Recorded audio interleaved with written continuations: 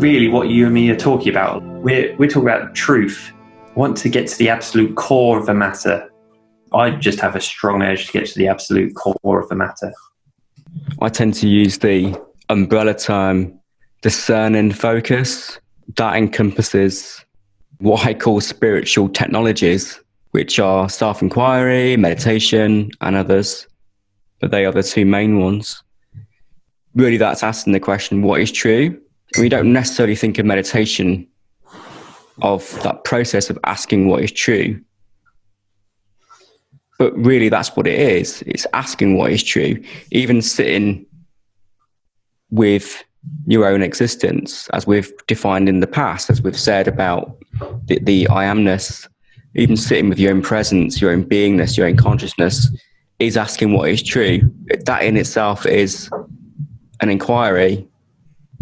And meditation is inquiry, and inquiry is meditation. They are the same thing. They exist within this umbrella term, discerning and focus. We're not saying we're going to suddenly get this knowledge download from the ether and understand quantum mechanics or something like that. We're not asking what is true to gain mind-based knowledge, or we're asking for a deeper knowing of what is true. And that deeper knowing we can try to put into words or imagery or music or dance or expression, but really we can't say what is true from that place of deeper knowing. But see, many people are at the stage of calming their mind and getting that self-control and stepping back from the world, stepping back from materialism, or stepping back from busyness, or they're cultivating endurance in that kind of very rigid way of using meditation to almost cultivate muscles of resilience. And then there's the more Bhaktic type style of faith and trust and kind of loyalty to like your own guru or whatever. And it all has its place.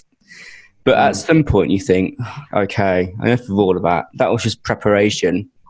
Do you know what I mean? And I think the problem is when you get stuck at any of these steps and then your whole life becomes about serving your guru. Your whole life becomes about creating calmness and sattva. Or stabilizing the mind or whatever. And it's great. It all has its place, but they are temporary, like non-stepping stones, because they're not really stepping stones, are they? But they're non-stepping stones. Then hopefully the yogi cultivates this intense hunger for what is true. I think at some point, it will either happen or it won't happen, I think. I think not everyone's going to have this, as we've said before, not everyone's going to have this perspective on life and this sort of sensibility towards truth, as we call it. And that's fine. You're only going to do what you feel an urge, or some might say a calling to do, aren't you? And if that isn't an urge to get to the absolute truth, the core of whatever this is, then you won't do that. For me, I think just had a very strong yearning for a long time to know what this is all about, but not really knowing how to. That came out is wanting to know what it's about. How does this thing work? What is it like? How did I get here? Those kind of questions. But then, obviously, you can't really answer those kind of questions. Those are sort of more mind-based questions. And after I found Nonduality, it all became a bit more simple and a bit something resonated. But if that urge hadn't have appeared, I wouldn't have been doing what I'm doing now. Something inside me told me this isn't quite what it seems. It's not quite as real as I thought it was. And I'm kind of fed up with living what appears to be a bit of a dream situation, and wanted to wake up from whatever this is and really know what's going on. And in sort of the recent year or so, that's become a bit clearer.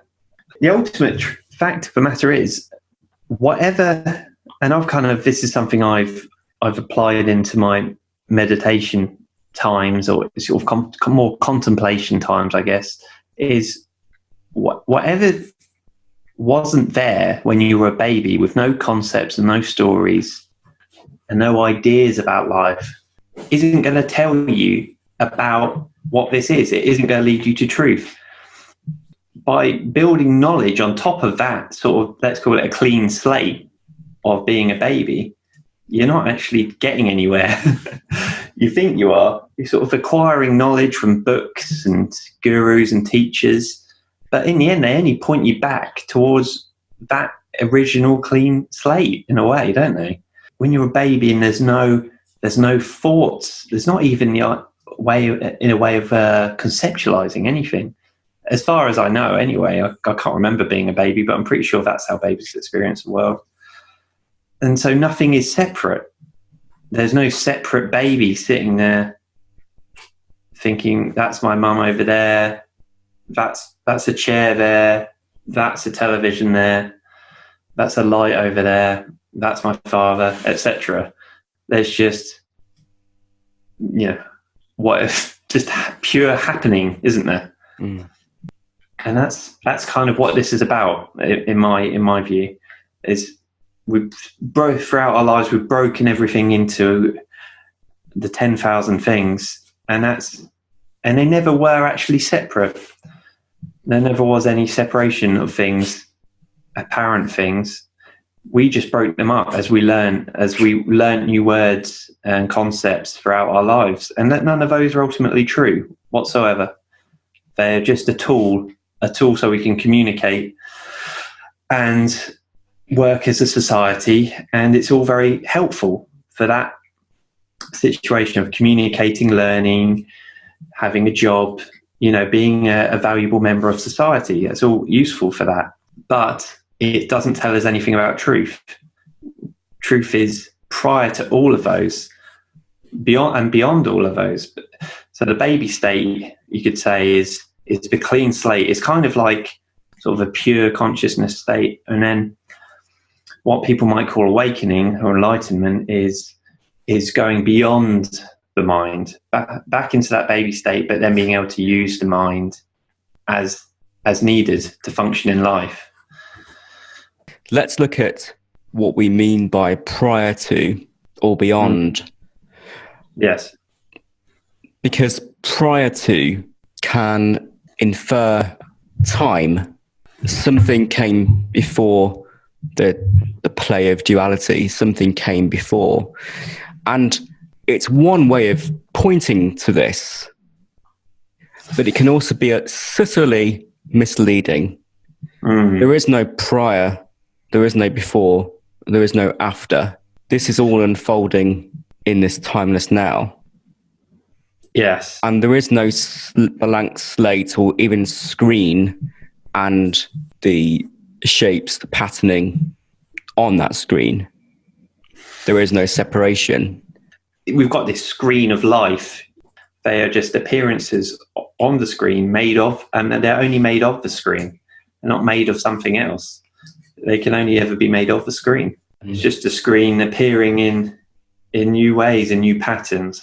But it is always essentially the screen. Nothing new has been added to this.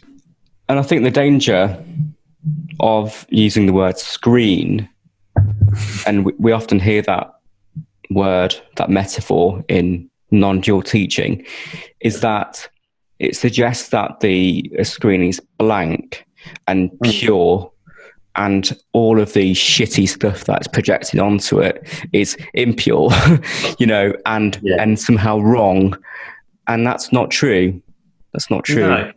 This idea of that duality is polluting non-duality is really, one, unhelpful, and two, just not true. Well, that's another duality, isn't it? Yeah. Duality and non-duality. Duality. Yeah. Mind loves it. It's very subtle. It gets more and more subtle, doesn't it? It just loves separating it. Even among apparently awakened beings. You know, there's little subtle separations of us and them. You know, it just gets more and more subtle.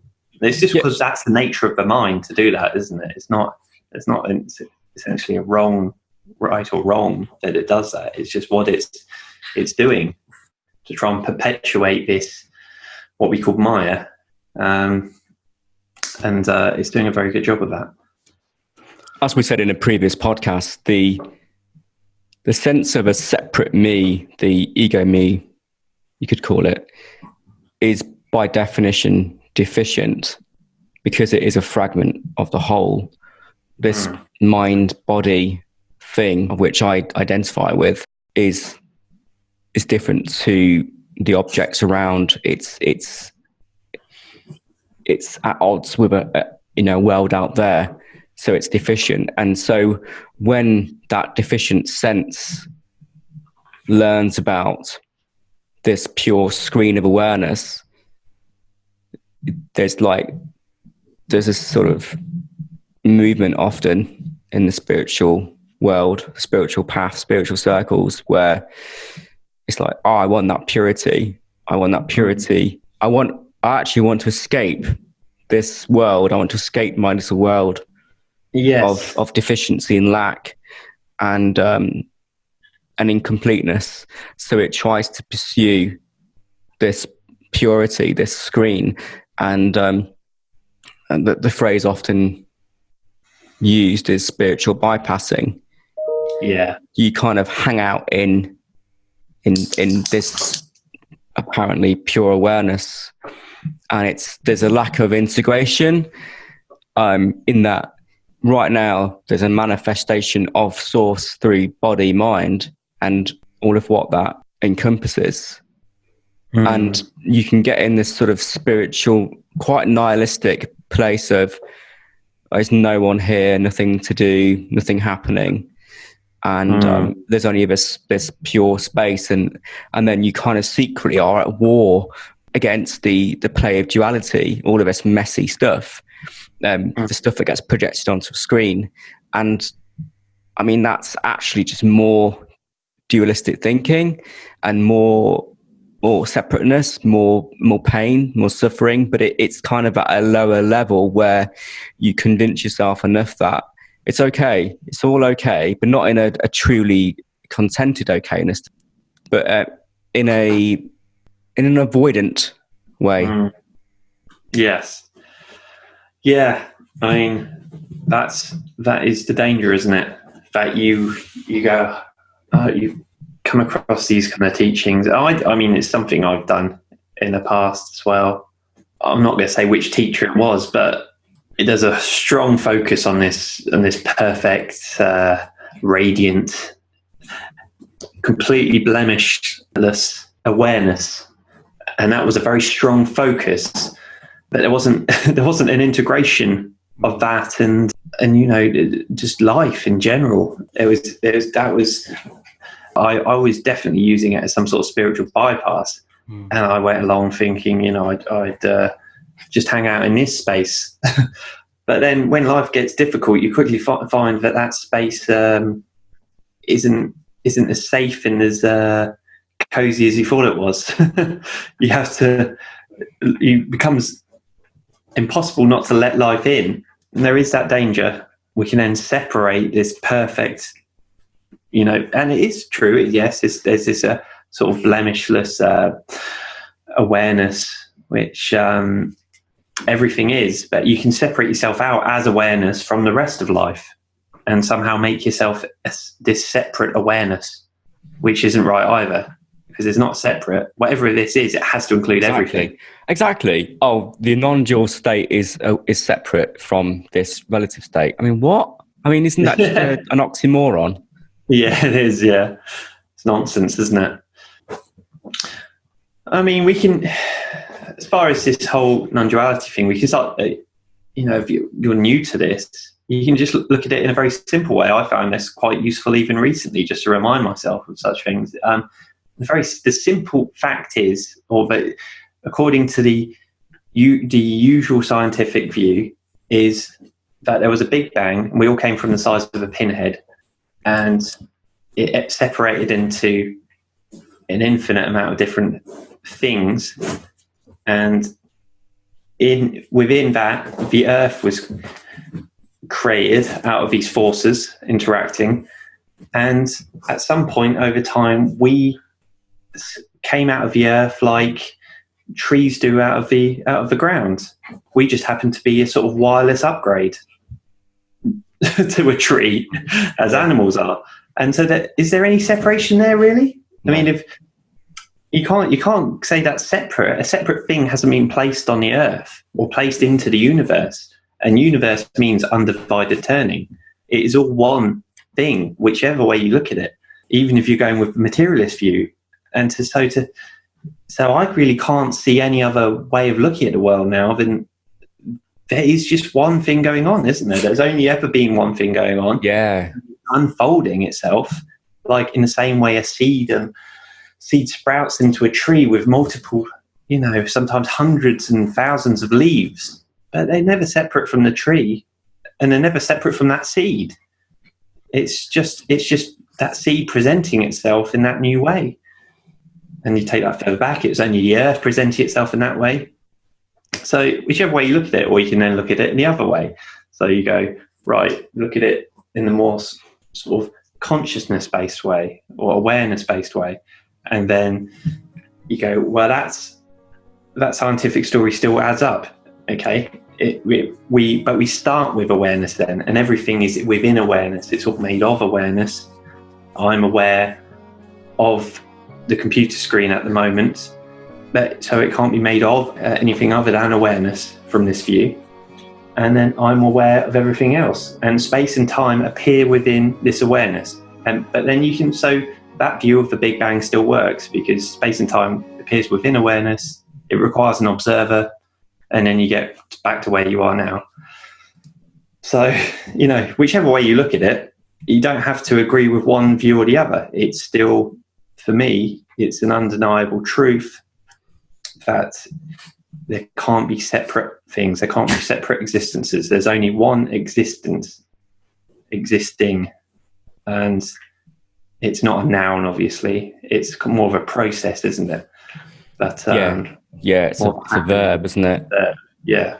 It's not even a verb, but we use language to point to this, so we can say, it's a verb, it's a movement, it's a sort of like an ongoing process. The process is not time based; it's a now process. There is only one process. There is only one unfolding, and it doesn't always feel like it, but it's perfect. It's a perfect unfolding of now, a timeless, perfect unfolding or unfoldment. It can't be any other way other than what's appearing now in this isness. This is a perfect expression of the source. Beyond the human body-mind apparatus and the limited perception of that unfoldment, yes, there could be boundless ways that this source is being expressed right now or manifesting. But we, as human beings, and we're not limited to human beings, but we see through that human being lens, we see a certain frequency of that manifestation, and then the body mind has a tendency to identify with that limited frequency, then feel itself cut off from the rest of the cosmos. Who knows what other ways this abundant source is manifesting right now? It's manifesting in this human expression in this way, in body, minds, personalities, peace, war, conflict, harmony, nature, the material world, and all the rest of the 10,000 things. Saying it's okay, saying it's a perfect unfolding, it's going to upset some people. It's going to upset some points of awareness, and they'll say, how dare you say that? Because actually look at what's going on in the world. I appreciate that standpoint, but I'd invite you to inquire into that assumption that things aren't the way they should be. Say the Big Bang was the original seed, the original seed of all seeds, and then we take the seed of a tree. So the tree grows out of the ground, and some of its leaves have gone brown, some are diseased, some are not growing great. Some branches are growing off at very funny angles. I'm just looking at the trees outside my house, and they're all, some of them a bit all over the place. But would that be said to be a mistake? Is that not just the perfect unfoldment of that particular tree? And then, so if you take that in the ultimate point of view, the Big Bang being the original seed that's given rise to all of this, it can only unfold in the way it's going to unfold. That's not to say it's predetermined. It's beyond being predetermined, and not, like a tree isn't necessarily predetermined. There's no way of saying how that tree's going to turn out, but it can only ever unfold in the way it's going to unfold. And this can only ever unfold in the way it's going to unfold. There's no saying which way it'll go next. We can't see where it's going to go next, but it will naturally, as I say, unfold in the only way it can. Yeah, if you can imagine that diseased tree, exactly what it is, and it's the only tree in the whole world, you'd have no other trees to compare it to. You'd have no way to say this is a diseased tree, this is a healthy tree.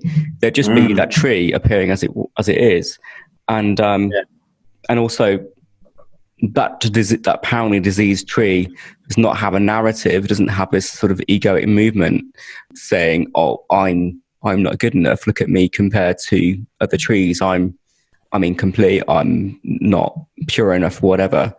It doesn't have a sense of FOMO. God, you're so down with the kids. You are, you really are, mate. It just amazes me each time, actually, just how down with it. Well, the thing is, though, a lot of young people nowadays and young adults feel like they are missing out because as a society in this unfoldment that's going on, and of course, society is not separate from that natural unfoldment. As a society, we've created lots of mechanisms for comparison. And so there's this sense of lack and insufficiency, of which the origin is duality, it's separateness. It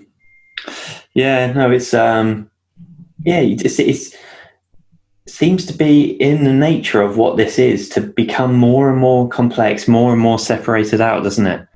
And maybe, finding out about things like non-duality and other sort of similar spiritual paths is the movement back towards wholeness. Well, yes. Well, it's never not whole. But you know what I mean. It's not a movement back to wholeness. It's more about the uncovering of wholeness, the unveiling of wholeness. And what is veiling?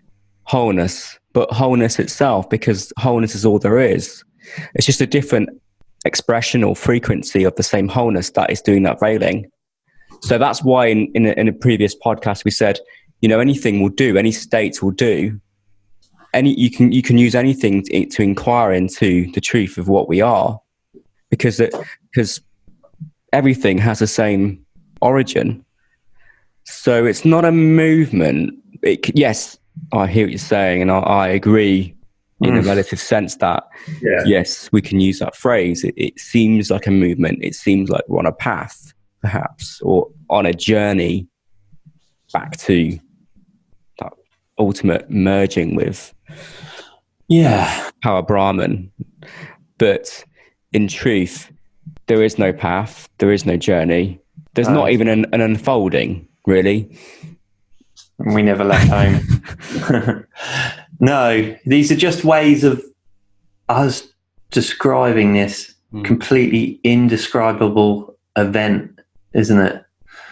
That we call, that I refer to as the unfolding oneness of the universe.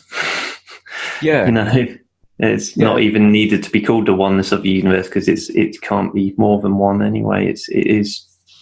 Yeah. There's a reason. I think there's maybe a deeper reason it is called universe. You know, undivided, undivided turning. It's amazing. I just think about it. It's just amazing how we then, from that view, and that can't be debated. That is the scientific view of the world. It came from. It's not like it came from several different existences merging together, or several different existences giving rise to separate existences. It only came from one existence, one seed, the Big Bang. This multiplicity of things and more accurately called form, because we don't know what they are. They can't be called things, because there's no such thing as a thing.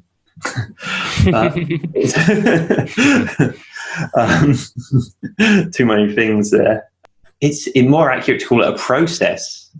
And it's amazing how the mind is so convinced it's all separate, though. And our story and our prevailing paradigm is that everything is separate, and we must overcome nature, the world, that other country, those people over there. It's all an enemy.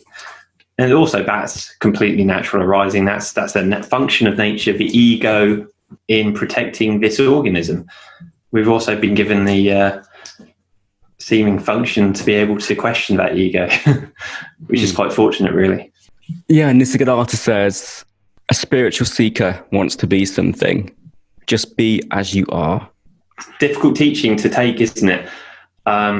At one time in my life, I would have heard that and gone, yeah, right, cheers. I'll just go over to this other 20-stage program that I'm interested in. It wouldn't have been enough. Be as you are. Well, I don't like what I am right now. So, and that's not the point, is it? Be as you are not before in time, but prior to. Not even prior to, but I go. Yeah. Try again, Paul. Try again. How to talk without using concepts or personal pronouns. You know. Yeah. I'm joking, of course. Go on. Yeah, okay, good. So I'll continue. Prior to any risings of the mind, you know, any thoughts about what is, any concepts, any stories, any assumptions you have. Even the assumption that you're a human being going through something called life. He just means be that before that. And take that knowledge forwards even when those things do seem to arise. Be as you are. And the quickest way I've found to getting there is just the question, what is there when there is no thinking? And that just takes you straight there. There's nothing that needs to be asked. Apart from that, and that is be as you are. What is there when there is no thinking? Rest at the end of that sentence. Rest in whatever that is before thinking arises. And whether you're a trained meditator or not, there is a period where you can rest at the end of that sentence without thought arising. Whether it's for 1 second, 2 seconds, 10 seconds, it doesn't matter. There is at least a glimpse of what that is before thought arises, and that is oneness. You know, it's not like there's something called oneness that you then tap into it, but before the mind breaks the world apart into a million pieces, that is experienced as oneness, in my view anyway, from this perspective. Yeah, so I am male, and you can just as easily do this with I'm female. I am male. What is the I am in that sentence? So I have a conviction that I am male. What is the capacity of conviction there? What holds the idea that you're male? And that's the I am. Yes. So this is what he's pointing to in that quote. I am. It's presence. It's the presence will be space which then allows all of this unfolding of mind. So we come back to the I am before anything's attached to it. I am. And then we say, what is the I? What is the nature of the I in the I am? And that is that I is the same I that we all share. It's not necessarily like a localized presence or a localized I am or a localized consciousness. It's the universal consciousness, which is oneness, which is also God. And then we say, what is the nature of that oneness? Do you know what I mean? Like even what is the one in the oneness? And that's the source, which, for lack of a better phrase, is prior to even universal consciousness. Of course, it's just one way of expressing this. So that means we are one. You are one with life. You are life itself. You are sacred. You are God. And that's not even mystical, is it? Like, you are life itself. It sounds mystical, but it's completely obvious and ordinary. Of course you're life itself. How can you be other than life itself? You are alive. You know you are alive. What is it that knows you're alive? Life. You can't be other than life itself. Whatever that is knowing that you're alive, that pumps your blood around your body, that makes your neurons fire, that the natural effortless breathing that is occurring during this whole conversation is the same thing that same intelligence that's making the trees grow, the grass grow, or my dog, chew on my hand at the moment. It's inseparable. Life could be said even at a more relative level that the earth is just one organism. It's just perpetuating itself, and then you take that to universal level, and then you go, where did that all come from? And then it's a similar kind of thing. Yeah, it doesn't matter which way you say it. This is one. This is one oneness. This is one process, one non-thing. This is one non-state. This is one whatever words or phrases, they're all just signposts. Yes. It's all just this. There's only this. I love that phrase. There's only this, It's obvious, isn't it? It is. It's almost too obvious, because I remember hearing that and being like, what do they even mean when they say that? And you hear some teachers going, there's only this. What? It doesn't make any sense, but there is only this. That's the simplest way you can put. The only way further than that you can put it is literally just sit in silence, like Ramana Maharshi did. He said that's the highest teaching, is silence. And that's because in silence there's no sort of concepts and words and whatever else arising to break things up into separate things. And the people that knew that sensed that, were the ones that could sit with Ramana Maharshi and knew what he was saying without saying anything. Yeah. Whatever this is appears to have created an ego, but it also is, what I find fascinating, appears to have created the ability to undo itself as well. That, not feeling like a located, trapped individual in a harsh alien environment. You can't escape yourself. And when I say yourself, I don't mean the ego.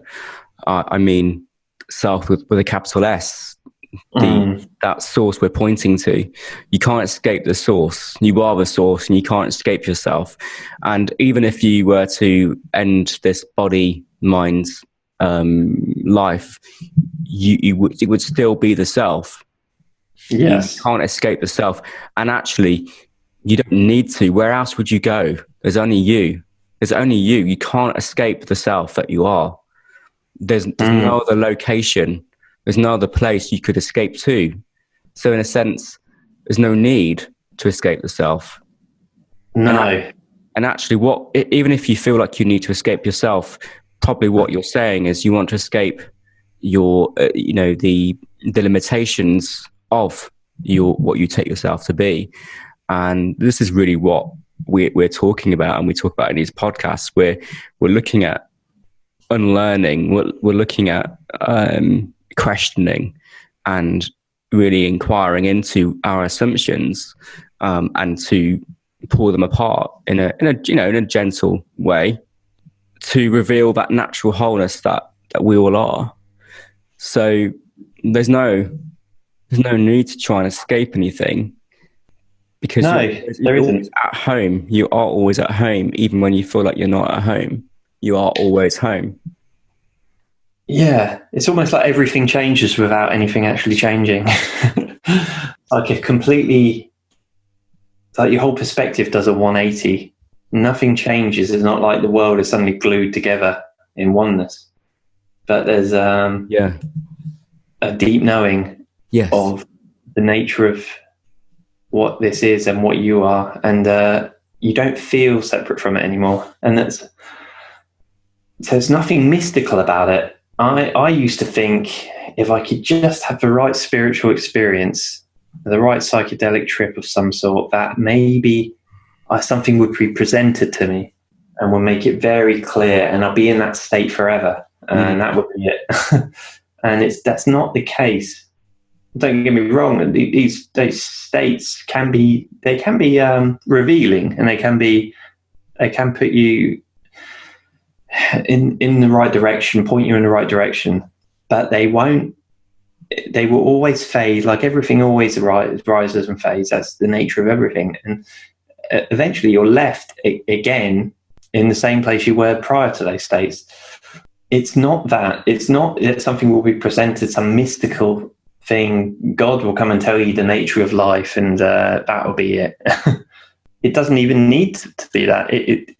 It's eventually realize that you always were. And my dog has got a lot to say about that. Yeah. It's like they're bloody at the non-duality stuff again. Let me out of here.